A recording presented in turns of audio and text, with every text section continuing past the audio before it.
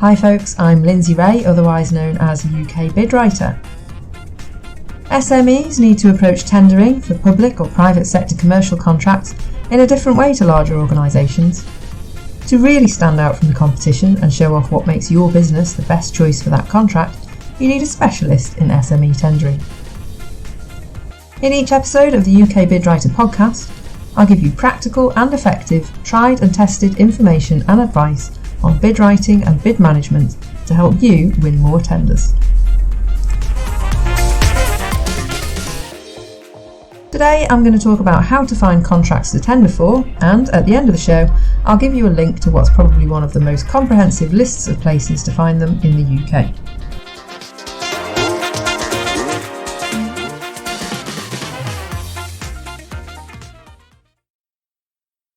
Right, so grab yourself a cuppa and get comfy, because I'm sorry folks, but until we catch up with our European friends, there's no swift way of explaining how and where to find tenders in the UK. That said, over the next 10 minutes or so, I'm going to break it down into the most efficient way of navigating the myriad portals so that you can get started on finding contracts for your business as soon as possible. What to do once you find those contracts can also be a little complicated if you haven't done it much before, so we'll get to that too. First of all, a few disclaimers. Number 1. Public sector and publicly funded organisations are obligated to follow certain rules around the publication of tenders and the management of the tender process.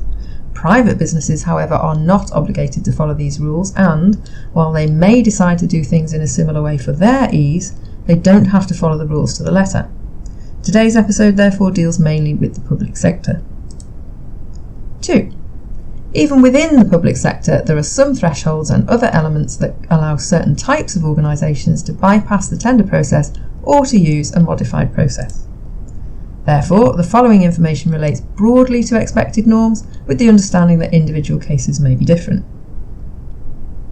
Number 3. Any lists of resources or other information in this podcast should not be considered as exhaustive.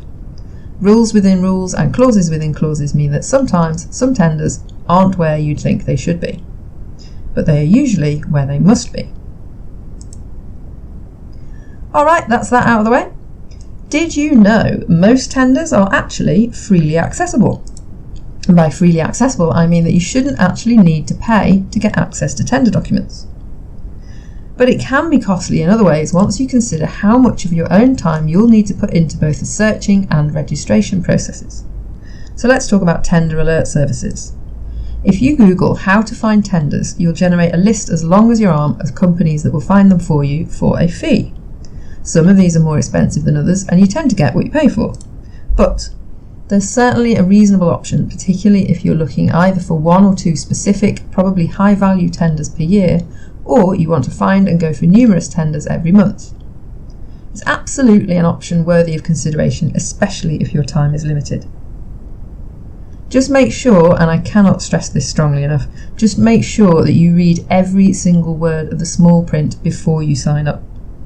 Most tender alert services are run in good faith, but there are some that aren't, and you will lose hundreds or even thousands of pounds and have very little legal recourse. Consider this fair warning, do your due diligence. If, however, using a tender alert service just isn't in your budget, there are tons of places online where tenders are published, but it can take a bit of legwork to find the right tenders for your specific business. The majority of public sector tenders over a certain value must be advertised, and the ad needs to be publicly available. The value and nature of the contract determines where those ads must go. In the UK, the two most well-known sites where contracts are advertised are TED, which is Tenders Electronic Daily. TED publishes all notices advertised in the Official Journal of the European Union. Contracting authorities must abide by strict rules whereby all contracts over a certain value must be published on TED, regardless of whether they are published anywhere else or not.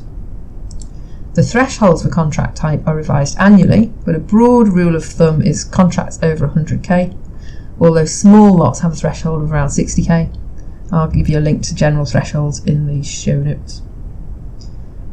Quick Brexit related note. It's likely that we, the UK, will still be able to publish our contracts in TED if and when we leave the EU, Likewise, it's probable that we will still be able to access contracts from other EU members, although we will have a few extra restrictions and hoops to jump through depending on what kind of deal we end up with, if any. Our government is still insisting that a brand new, essentially carbon copy of TED, but for the UK only, will magically spring into action the day we leave the EU, to which I can only say chinny chin chin, my friends. There is no evidence I can find that this new portal has even been started, let alone is ready to go at the push of a button. But if you know differently, I would love to hear from you and your crystal ball. The next site to find tenders is Contracts Finder. This is a UK government website which lists contracts over 10k. Contracts Finder links to additional similar sites for Scotland, Wales and Northern Ireland, but in itself doesn't claim to be solely for England alone, so there is often some crossover. Contract notices can also be found on the websites of individual organisations, government agencies and through procurement portals. I've put together a pretty comprehensive list and I'll give you the link at the end. You can save a lot of time by using well-structured searches and signing up for alerts. My guide to TED explains what the different types of search terms are and how you can use them to narrow down your search so that you only see the contract notices that are of interest to you. The guide is TED specific, but a lot of the terminology, for example CPV codes, is used across the procurement world. I'll also link to my guide to TED in the show notes. Once you've had a rummage through TED or Contracts Finder or any of the numerous procurement portals, it's wise to save your search parameters and set up email alerts for future tenders so that you don't have to keep going back and searching through each of them every few days. This is essentially what the paid for tender alert services do on your behalf to a greater or lesser extent. There are a few formal rules as well as a few informal expectations about what gets published and where, so it's handy to figure out how those affect your business specifically and subsequently where you're most likely to find the type of tenders that are suitable for you. Creating a comprehensive bid or no bid strategy will help you narrow down what you need to be searching for and save you looking for a needle in a haystack of unsuitable tenders. For example, are you only looking for contracts in your local region? Do you only supply to the NHS? What contract value are you looking for? Do you want only direct service contracts, or would you be happy on a framework? Understanding all of these things will help you streamline and structure your searches so that you can quickly sift through the definites, the possibles and the absolutely nots. Again, I'll link to my written post on how to develop a bid or no bid strategy in the show notes at ukbidwriter.com/pod, or you can just keep your ears open for the audio version, which will be coming up in the next few episodes.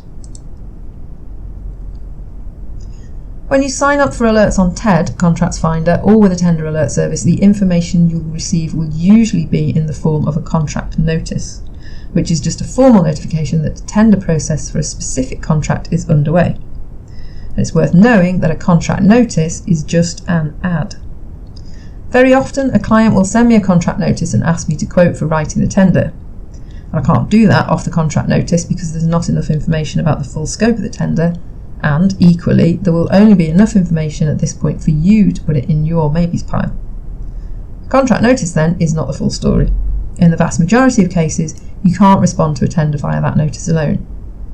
To go any further, you'll need to register as a supplier to be able to request the full set of tender documents from the relevant contracting authority, which will include all the instructions, specifications, forms and questionnaires you'll need to read, complete and submit.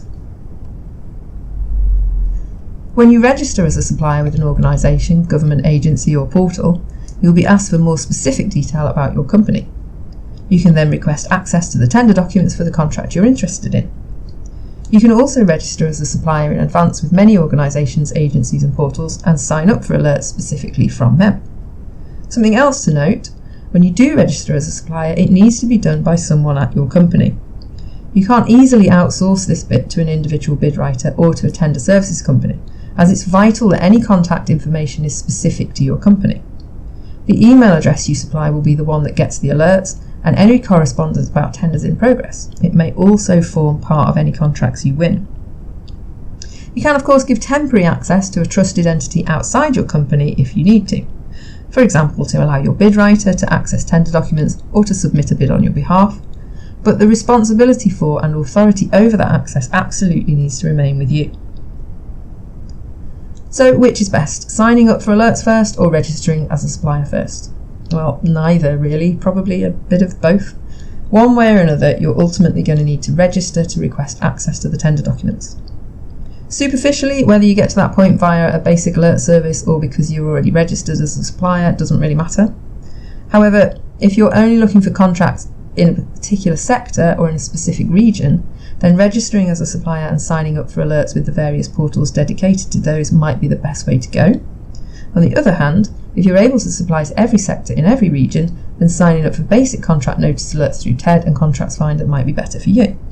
It all depends on how wide you want to cast your net and what you plan to catch with it.